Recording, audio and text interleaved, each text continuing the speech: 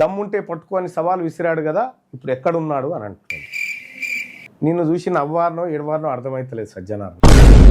ఐబొమ్మ రవి వాళ్ళ భార్య పట్టియకపోతే కనీసం మీ ఆల్సేషన్ కుక్కలన్నా ఆయన వాసన పసిగట్టేటియా. సవాలు వేస్తే ఇట్లుంటది అన్నావు కదా, ప్రతి 8 నిమిషాలకు ఒక చిన్నారి తప్పిపోతా ఉన్నారు దేశంలో.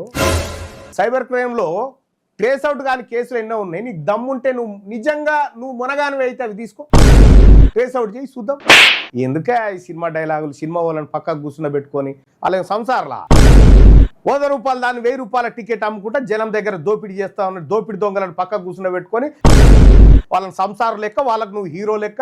ఎనడన్నా నువ్వు నిజాయితీ ఎన్కౌంటర్ చేసినావే, అన్ని ఫేక్ ఎన్కౌంటర్లే కదా నీ జీవితం అంతా. మీ దోపిడి, మీ సినిమా దోపిడి, మీ స్టూడియోలు ఎవరి స్టూడియోలు అవి, ఎవరు హీరోలు, మీరు ఎక్కడి నుంచి వచ్చిర్రు, ఏం కథ? అలా భార్య పట్టిస్తే తప్ప మీకు పట్టుకున్న పాపాన పోలే. మీతో అయితే అదా సజ్జనార్ గారు?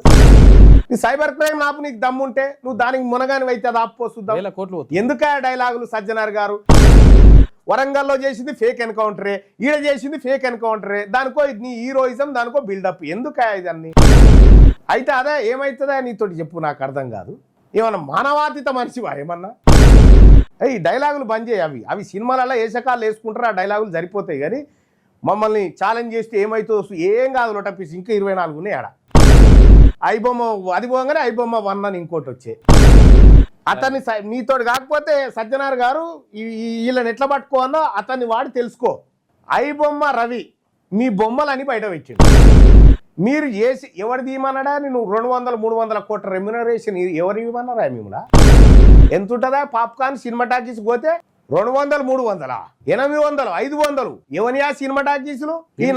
ఈ నలుగురి కాదా? ఒకటి అంటాడు ఐబొమ్మ రవిని ఎన్కౌంటర్ చేయాలంటే, ఎన్కౌంటర్ చేయాల్సి మొదలు పెడితే ఫస్ట్ మీ కాడికి ఏం చేసుకురావాలి. 150 నీళ్ళ బాటలు, సమోసా 100 రూపాయలు ఉంటుంది. ఏం దోపిడి రాబా ఇది? నిజంగా ఐబొమ్మ రవి ఈ తరం యువతకు హీరోనే, ఒరిజినల్ హీరో. నీకు దమ్ముంటే సజ్జనార్ గారు ఒక పని ఎట్టెట్లా పట్టుకునో, ఏ స్టెప్లు వేసినో చెప్పు చూద్దాం.